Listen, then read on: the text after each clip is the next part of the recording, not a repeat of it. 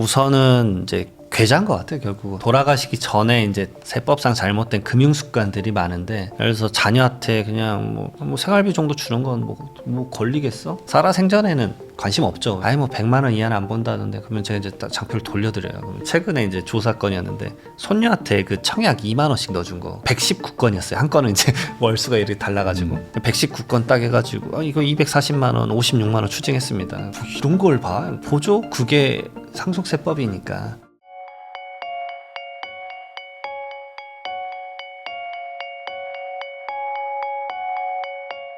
세무법인 리치 대표 세무사님이시죠. 이장원 세무사님하고 같이 이야기 나누고 있는데요. 방금 제가 이제 말했던 어떤 뭔가 일 터지고 나서 이제 뒤에 수습하는 이런 것 중에 가장 큰 게 어찌 보면 이제 상속인 것 같기도 하거든요. 상속을 뭐 미리 대비한다는 게 한국인들 정서상 쉽지 않고 거기다 이제 부모님이 또 갑자기 돌아가시는 경우도 있고 병환으로 돌아가시면 그나마 대비가 되는데 갑자기 뭐 사고나 급사로 돌아가시면은 이제 상속은 돌아가시면 바로 이제 발생한 거잖아요. 맞습니다. 그러니까 그때부터 이제 뭐 부랴부랴 하는데 이게 쉽지 않단 말이죠. 그 상속 관련해 가지고 제일 많이들 하는 어떤 실수나 아니면 뭔가 제일 하면 안 되는 기본 이런 것들 먼저 좀 알려주시면 좋을 것 같아요. 우선은 이제 계좌인 것 같아요. 결국은 돌아가시기 전에 이제 그 잘못된 세법상 잘못된 거예요. 세법상 잘못된 금융 습관들이 많은데, 예를 들어서 자녀한테 그냥 뭐 생활비 정도 주는 건 뭐 걸리겠어? 살아생전에는 관심 없죠. 왜냐하면 그 모든 계좌를 다 볼 수는 없으니까. 네. 돌아가시면 이제 10년치 딱 일자별로 딱 끊어가지고 모든 이체 내용 쫙 나래비 세워가지고, 그래서 막 이제 제가 강의 가면 뭐 100만 원 이하는 안 본다던데, 그러면 제가 이제 딱 장표를 돌려드려요. 그러면 최근에 이제 조사 건이었는데 손녀한테 그 청약 2만 원씩 넣어준 거 120건을 딱 119건이었어요. 한 건은 이제 월수가 이렇게 달라가지고 119건 딱 해가지고 이거 240만 원, 56만 원 추징했습니다. 뭐 이런 걸 봐. 보죠? 그게 상속세법이니까.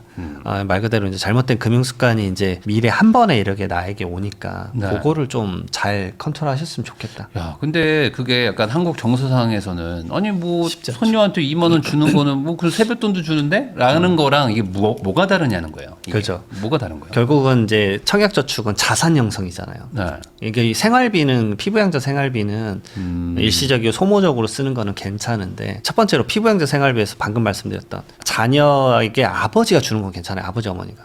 할아버지 할머니가 주는 건 아니에요. 안 돼요. 피부양자가 아니기 때문에. 말 그대로 세대를 건너뛰어서 아버지 어머니가 줘야지 이게 되고, 두 번째로 자산 형성하면 안 되고, 그럼 세 번째로 경제적 능력이 있는 사람에게 생활비 주는 건 인정 안 해줘요. 그건 안 되고 경제적 능력이라는 것도 어찌 보면 이제 뭐 사는 곳이 비싼 동네에 살면 경제적 능력을 더 높게 봐주고 그런 건 없나요? 자녀의 결국은 이 소득 요건, 자녀가 이제 막 백수다.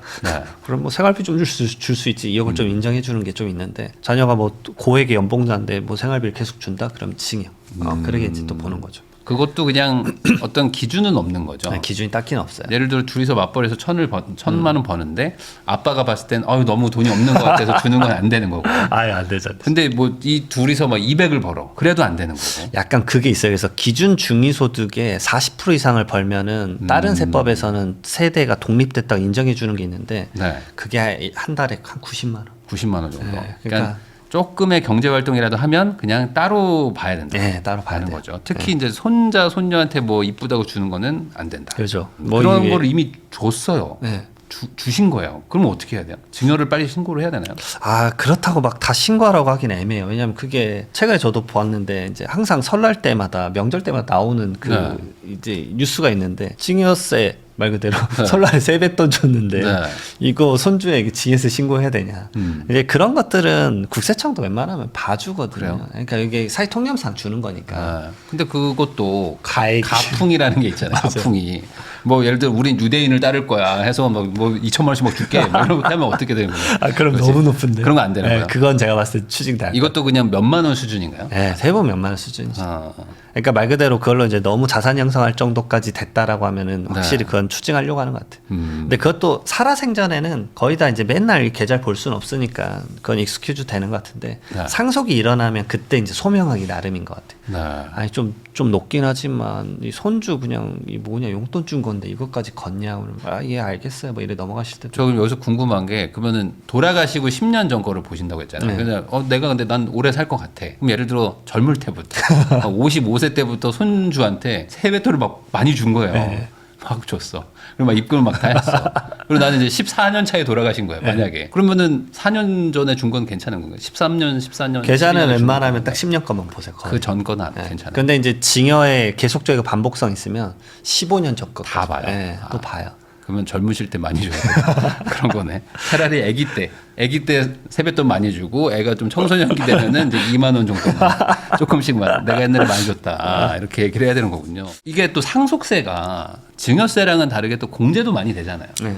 그래서 이게 증여를 꼭 해야 되냐라는 거에 대한 의문이 드는 분들도 있을 것 같아요. 맞아요. 아니 내가 어차피 상속세로 안 나올 것 같은데 대략 재산이 한 어느 정도면은 증여를 하는 게 맞고 그 이하면 그냥 상속세가 낮다. 이게 어떤 기준이 있나요? 아주 간단하게 말씀드리면 이제 재산에서 채무를 다 빼신 금액, 순수한 네. 금액. 그 아파트가 내가 뭐 10억짜리가 있는데 거기에 뭐 전세 보증금이 뭐 극단적으로 6억이다. 그러면 네. 사실 차감하면 4억밖에 안 남으시잖아요. 그렇죠. 네. 그래서 이 금액이 5억 원 이하다 그러면은 증여는 굳이 안 하셔도 된다. 왜냐하면 상속이 오히려 낫다. 차액이 5억 정도면 네. 일괄 공제가 5억 원이거든요. 네네. 근데 이제 배우자가 나는 같이 살아 있다. 그러면 인별로 따지시는데 결국 배우자가 있으면은 내가 먼저 좀 돌아가셨다고 쳤을 때 배우자가 있었다 그러면 10억 원까지는 안 나와요. 근데 이거는 이제 어찌 보면 세금 관점인 거고 살아생전에 이제 자녀들에게 좀 나이 더 잘한 자녀에게 죽은다거나 좀 힘든 자녀에게 먼저 준다라는 개념은 증여 관점에서 세금을 떠나서라도 주라라고 말할 때는 있죠. 왜요? 그거 아니, 결국은 상속 다툼이 일어나니까. 상속 다툼 네. 때문에. 뭐 예를 들어서 그럼 뭐 5억 미만인데 뭐 싸우냐 이러시는데 아유 절대 아니에요. 그러니까 저번에도 와서 한번 말씀을 네네. 올리긴 했지만 2천만 원 갖고 싸우는 게 50%가 넘습니다. 그래요. 감정인 것 같아요. 상속은. 2천만 원으로 싸우면서 막 변호사 사면 돈이 더 들 텐데도. 네. 근데도 소송을 접수한 게 2천만 원 이하가 50%고 네. 1억 원 이하가 80%니까 대부분은 이제 결국은 이제 감정인 것 같아요. 아니 오빠 그때 더 많이 받았잖아.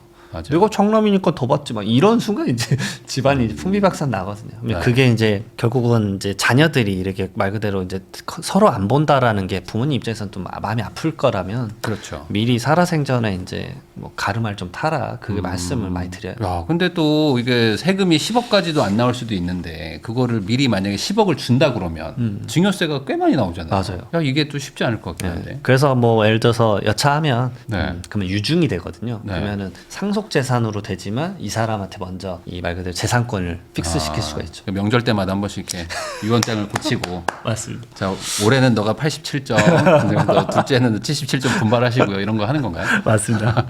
그런 거 진짜 계획하시는 분들이 있긴 있으시더라고요. 그렇구나. 그러니까 이게 참 세금이 참 뭐랄까요? 이게 가족들을 또 이렇게 너무 냉정하게 만드는 것 같기도 한데 또 세금을 또 아껴야 되니까 이게.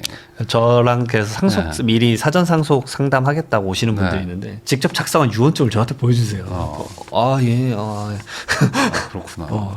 내년엔 바꾸려고 막 이러세요. 아 진짜로 네. 그러시는구나. 그러면 이제 사전 증여재산이라는 개념으로 접근을 하면 이거는 이제 증여는 뭐 보통 뭐 10년에 한 번씩 막 이렇게 계산을 하잖아요. 맞습니다. 이것도 같은 건가요? 맞아요. 그래서 결국 10년치 내역 다 보니까 아까 말씀드렸던 10년 내에 결국 계좌네요. 진짜 간단해. 그냥 솔팅만 해가지고 준 거 받은 거 내가 상계해가지고 나머지 소명하세요 이거거든요. 네. 결국 그게 내역이 이제 많으면 이슈가 되는 거니까. 어머님이 살아계실 때 그러면 옆에 뭐 메모라도 달아놔야 돼요. 그렇죠. 혹시나 이제 이게 빌렸었던 거다. 왜냐하면 이게 증여와 차용으로만 구분해도 세금이 많이 줄어들 수 있는데, 그래서 9년 전에 이게 그냥 덩그러니 계좌에 5억 있는 거예요. 그러면 그 당시에 증여 받았어봤자 어차피 상속재산은 얹어지고 아버지한테 내가 빌린 거라 해도 상속재산은 얹어지는 건 매한가지인데 뭔 차이냐? 다르죠. 왜냐하면 이때는 증여세 안 낸 게 있으니까 거기에 대한 가산세가 막 100% 정도 잔뜩 머금어져 있거든요.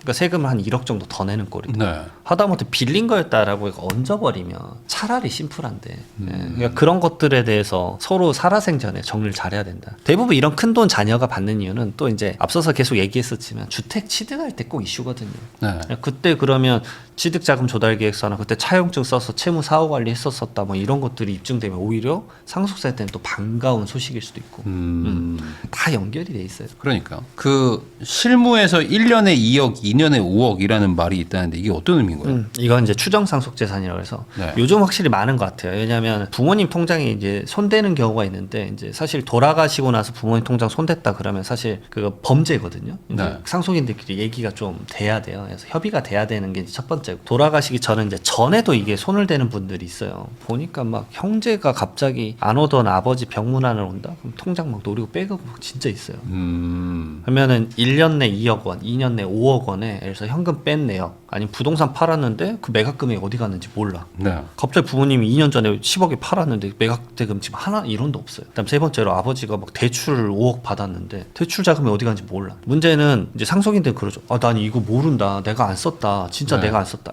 그게 중요한 게 아니라 그걸 입증을 못하면 상속인이 그냥 때려 맞는 거예요. 무조건 중요한 거다. 예, 무조건 너가 가져간 걸로 추정하겠다 해서 증여로 보진 않지만 상속재산에 얹어버리거든요. 20%랑 2억 중에 작은 금액을 빼서 얹어버리는데 결국 제가 소명을 해야 돼요. 그러니까 약간 부모님이 지금 몸 불편하다고 이거 재산 금기 시대 있고 막 손대면 안 된다 하지 마세요. 왜냐하면 계좌라도 내가 쥐어야 돼요. 그러니까 이게 자녀 상속인 중에 한 명이 그걸 다 쥐란 얘기가 아니라 우리 협의를 해서 야 부모님 재산 현금성 자산이 꽤 있더라. 야 우리 이거 혹시나 아버지가 이거 잘못하면 다 위험하니까 하다못해 뭐 통장 거기에 우리 거 알람 울리게 알람이라도 걸어두자. 뭐 100만 원 빼가면 띠링띠링 울리게. 그러면 우리가 이제 어떤 사고가 터지는지 미리 미연에 방지할 수 있지 않냐. 왜냐면 부모님들이 막 병문안 와서 고마워 막 300만 원 주시고 그래요. 진짜로. 네.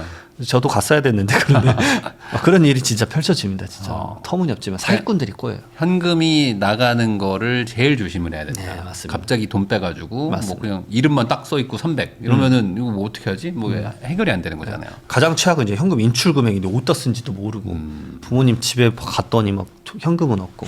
그러면 이거를 약간 미리 좀 이렇게 모의 시뮬레이션 같은 것들도 해주나요? 이렇게 뭐 상담을 하면 상담사가 이렇게 내가 국세청이라고 생각하고 뭐 이거 막 이렇게 좀 체크도 해주시나요? 저는 이거 미리 컨설팅하면 짜드려요. 그래서 이제 계좌 내역 쭉 주시면 이 패턴 이건 뭐냐? 물어봐요. 이거는 이제 예를 들어서 뭐 이제 간병인한테 준 돈이다. 그럼 간병인한테 확인증 받았냐? 확인증 빨리 받아놔라. 왜냐하면 간병인에게 돈 준 돈 이거 내가 결국 입증해야 되는데 간병인 분이 돌아가시면 친절하지 않다 생각보다. 네. 왜냐면 내일 끝났는데 왜냐면 소득세 신고 그 동안에 안 돼 있잖아요. 간병인 분들도 막 현금 많이 받잖아요. 엄청 많이 받아요. 네. 그런데 그거를 또 소명도 안 되면 어떻게 해요? 환장하죠. 연락 끊어버리니까. 연락 차단해버리니까. 예. 야, 요즘에 이제 간병 업체 통해서 많이 이제 양성화가 돼서 간병 업체 주면 되니까 좀 되는데 그거 아닌 것들은 결국 이슈가 생겨요. 그리고 많은 것들이 이제 자녀분들이 많이 말하는 게 그거예요. 내가 부모님 모시면서 뭐 쿠팡 사고 뭐 했다. 네. 근데 사용 내역은 막 3억이에요. 근데 쿠팡의 사용 내역 다 긁어와서 의료 소모품을 긁어와도 한 4천, 5천만 원밖에 안 돼요. 네. 근데 막상 그 계좌 열어보면 뭐 손주 태권도 학원비 뭐 이런 찍혀 있는 거야. 그러면 선생님 결국 이제 기억의 왜곡이 이런 데서 발생하는 거다. 결국 이거 손주에게 막 나간 거 아니냐. 오해가 받을 수밖에 없다. 그러니까 그런 내역 부모님의 계좌는 딱 칼같이 나눠야지 내 것에 희석해서 쓰는 순간 10년치 계좌 내역 다 보게 될 텐데 오해가 쌓일 수밖에 없다. 결국 그 이 한두 개 오해 때문에 전체를 약간 색안경 끼고 볼 수밖에 없지 않겠냐. 맞죠. 제일 좋은 건 그러면은 부모님 계좌에서 돈이 나가고 들어오는 거를 어쨌든 확실하게 다 체크를 해야 되고 체크하고 부모님을 위해서만 써야죠. 그리고 가능하면 자식과의 돈 거래를 안 하는 게 조금 이제 나이가 드시면 안 하는 게 제일 좋은 거예요. 그렇죠. 그리고 부모님이 아프시면 부모님 계좌에서 돈을 써라 제발. 자녀들이 효도한다고 내줘봤자 맞아요. 인정도 안 해준다. 대부분 근데 부모님 때가 되면 소득은 없고 그냥 집 하나 있으시고 맞아요. 그리고 이제 돈이 없으시니까 이제 엄마 뭐 여행도 다녀와 하면서 막 계속 막 뭘 주잖아요. 돈 모아서 막 갯돈 모아서 주잖아요. 하지 마라. 그러면 상속 재산은 올라가고 있으니까. 그러네. 네, 주택 가격 올라가고 있고. 그러면 이제 억울해 하시죠. 네. 근데 이런 말을 할 수밖에 없는 상황이 좀 안타깝죠. 차라리 그러면 주택 연금을 신청해서 그냥 그걸로 쓰시는 게 엄청 권해드려요. 훨씬 낫다. 네, 펑펑 쓰고 돌아가시라고. 아니 그게 오히려 속 편한 거죠. 맞아요. 네. 그걸로 그냥 차라리 뭐 애들 밥이라도 한번 사주고. 맞아요. 그게 더 낫다. 차라리 나요. 근데 주택연금도 이제 조건이 까다로우니까. 까다롭죠. 네. 야 이게 상속세든 증여세든 뭐 아니면 양도세든 이렇게 세금이 0일 때가 있잖아요. 0 아니면 뭐 진짜 뭐 너무 적을 것 같아. 그러면 그냥 신고 안 하고 넘어가도 상관없나요? 그래도 제가 이런 유사한 콘텐츠를 많이 찍어서 저는 상속세 영원이어도 저한테 의뢰 상당히 많이 들어와요. 이제 요즘 많이들 알고 계신 것 같은데 말 그대로 이게 가격을 올려야죠. 왜냐하면 대부분의 상속은 부동산 기반이거든요. 주택 한 채 이럴 때가 많거든요. 최근에 오신 분도 전이었던 걸로 기억해요. 전이랑 대지 두 필지였던 것 같은데 그냥 기준 시가로 신고하면 4억 8천? 근데 어차피 배우자가 있어서 10억까지는 상속세 안 내셨거든요. 네. 그래서 제가 이거 감정평가에서 무조건 올리세요. 아 감정평가 그게 뭐예요? 뭐 얼마예요? 수수료예요? 수수료 한 100만 원 드실 거다. 돈을 제가 왜 내요? 막 아니 시뮬레이션을 돌려드릴게요. 해가지고 이 감정평가가 한 8억 5천까지 올릴 수 있었거든요. 그래서 시뮬레이션 돌리고 그다음에 선생님 어차피 팔 거 아니냐. 그러니까 매매 취득만 취득이 아니라 상속 취득도 취득인데 미래 팔 때 선생님 취득가액이 4억 8천 되는 것보다 8억 5천 됐었을 때 세금 얼마 딱 10억까지 기준 잡아서 해줬더니 한 1억 2천, 1억 3천 정도 더 줄거든요. 그러니까 비과세를 받을 수 있을 상태에서는 취득 자산을 최대한 좀 높여놔야 네. 나중에 팔 때 내가 나중에 팔 때 좀 세이브가 된다. 그렇죠. 나중에 10억에 팔면 취득가액이 4억 8천일 때랑 8억 5천일 때랑 차익은 엄청나게 차이가 나니까. 사실 땅은 뭐 감정평가 금액이 막 왔다 갔다 하니까요. 네 맞아요. 그래서 최대한 높여서 공제 액수를 최대한 활용을 해라. 그래야지 미래 팔 때 이 양도소득세 낼 때 피눈물 안 흘린다고. 오 그런 게 있었구나. 그래서 맞아요. 돈 무조건 써서 해라. 이건 제가 당연히 권해드린 거 세금 계산해 보니까 무조건 해야 되네. 토지도 양도세가 셉니다. 엄청 세죠. 세요 이거. 거기다가 이제 농사 안 지은 비사업용 토지라서 그러니까요. 또 올라가니까. 최대한 좀 높여놓는 것도 필요하다.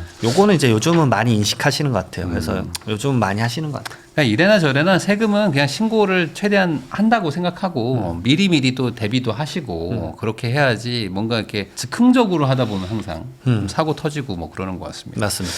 결국에 지금 이런 여러 가지 세금들이 이렇게 좀 복잡한 걸 저희가 좀 얘기를 해봤는데 그럼에도 불구하고 아마 대부분 또 그냥 막 하시는 분들도 많단 말이에요. 뭐 마지막으로 또 세무사님 나오셨으니까 뭐랄까 이 세금 상담이라든지 뭐 이런 것들에 대한 뭐 인식 전환 이런 것들 좀 필요할 것 같아서 한마디 해주시면 좋을 것 같습니다. 지금 정책적으로 이러겠다 보면 엄청 혼란스러운 것 같기는 해요. 네. 그래서 혼란스러운데 제가 딱 보면은 이거 장기적으로 갈 사람도 있고 단기적으로 갈 사람도 있는데 여기에만 너무 매몰돼서 일을 보시는 경우가 많아요.